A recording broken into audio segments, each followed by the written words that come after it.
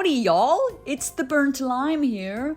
I want to start this video off with a little note about the direction of this channel. I want to say thank you for all the support and positivity I've garnered thus far. Thank you all so much for commenting and liking and subscribing. Though every time I post a new video, my statistics actually tank. I've been steadily losing more subscribers than I gain, and YouTube has largely stopped notifying the people who are subscribed and stopped putting my videos into people's recommended, so I'm getting less and less views with each new upload too. Please help me tell YouTube that my YouTube videos are something people want to watch by interacting. Please, please do it. I will kiss you on the mouth. I'm serious, it helps a ton. Anyway, let's move on. You know what I hate? Liars. You know what else I hate? Art thieves. Bootlegs are common. They've pretty much always been a thing. They're in places you'd expect. Amazon, eBay, carnivals, those stands at the mall that sell merch from newly famous indie horror game Iggly Biggly Umu's Playhouse of Fun and Terror. Bootleggers are rarely ones to admit that their designs are stolen, but, well, lately I've noticed an uptick in sellers claiming that their stolen art is, I don't know how to say it, like ethically sourced? They're trying to feed off the increase in people being more mindful about buying from small businesses by lying to customers about the sources of their stolen work. I don't really know if it's just monkey brain pattern recognition or an actual increase, but still. I was at a convention a few months ago and went into the artist alley where I saw multiple tables set up advertising their stuff as handmade. Upon closer inspection, the items probably were handmade. I mean, they were printed out by them. I guess that's considered handmade. But the art was most definitely stolen. Sorry, bud, I do not believe for a second that you have 200 different popular Twitter art accounts, each with their own art styles and personalities. That artwork is not yours! These folks are always the most aggressive about selling, too. They're always trying to guilt trip you into buying, calling you over to the table, making it awkward until you buy something or leave. It's just, it's a nightmare. And the fact that conventions largely continue to allow this type of thievery and fraud is insane, but that's probably a topic for another day. The real story that I'm interested in telling takes place in Portland, Oregon, where I lived for the first year of college, but I've started seeing it happen more and more all over the place, as I said before. Basically, my friends and I were going shopping. Well, okay, like window shopping. We're broke, like all the time. We come across this cute local art store. Their entire gimmick is that everything inside is made by local artists. Artists can buy open shelf space to sell their wares. It's pretty cool. Actually, that sounds awesome to a bunch of art students wanting to earn some money on the side. We were really interested. So we went in and we started looking around. A few of my friends bought some smaller things. I saw a Dragonite enamel pin that I thought was cute because it matched my tote bag. Yippee! I collect enamel pins and I love Pokemon! While I was debating with my friends on whether I should do it or not, the employee from behind the desk spoke up and told us that all the pins were made by local artists, much like everything else in the store. The colors were a little off, but hey, I've had things manufactured. The process of getting digital art set up and printed and manufactured is tricky. I accepted it as a local artist's first try at pins. Not a big deal. It was $12. That's a little more expensive than average for the small size of the pin and the fact that it was soft and not hard enamel, but again, local artist, I just wanted to support the community a little. It didn't have an artist credited on the backing card like some of the other items in the store, and instead the store itself was credited.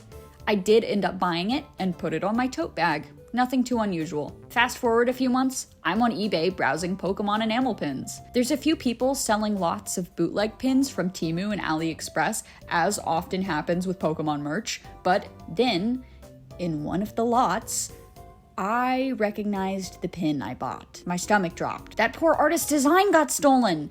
And then I thought for a second longer.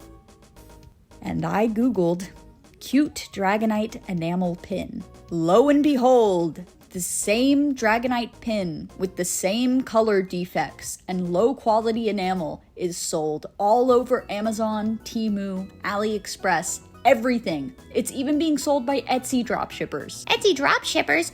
I must not have heard you right. Etsy is for small business. Well, you did hear me right. Etsy has this problem too. But anyway, back to the store. This store, while making their main selling point, the fact that they support local artists, was selling stolen enamel pins for local art prices. As an artist who makes and collects enamel pins and is always eager to support local business, this practice is beyond disrespectful to both artists and customers. Are you fucking kidding me? But Lime, how is it stolen if they bought it from a factory? Well, let me explain to anyone in the audience who is not really familiar with the process of manufacturing pins. Have you ever seen a really cheap enamel pin for sale on a website like Shein, AliExpress, Temu, something like that?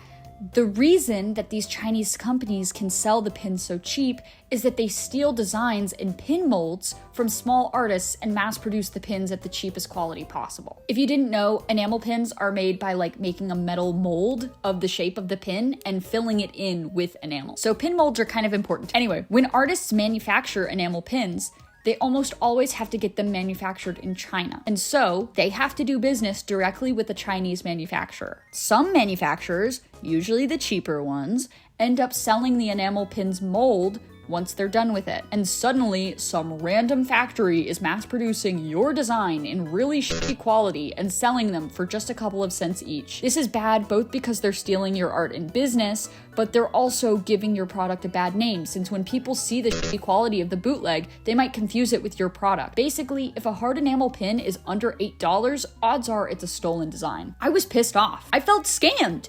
I'd just been tricked into rewarding art theft. I told my friends about it, which led to us checking their website to find the listing of my pin and try to find any kind of artist credit. Their website doesn't have a lot listed since stock changes so frequently, but from what was listed, we quickly found that every single pin and sticker design they have available to buy is from Temu or AliExpress for about $1. Here are some examples of this. I have the business cards logo censored just because obvious reasons. I don't want them to come after me or something.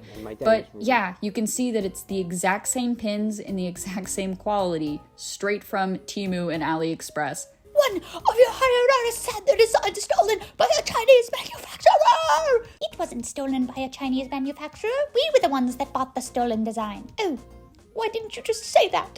I love stealing from small artists. Really? No. They're a pretty popular store too.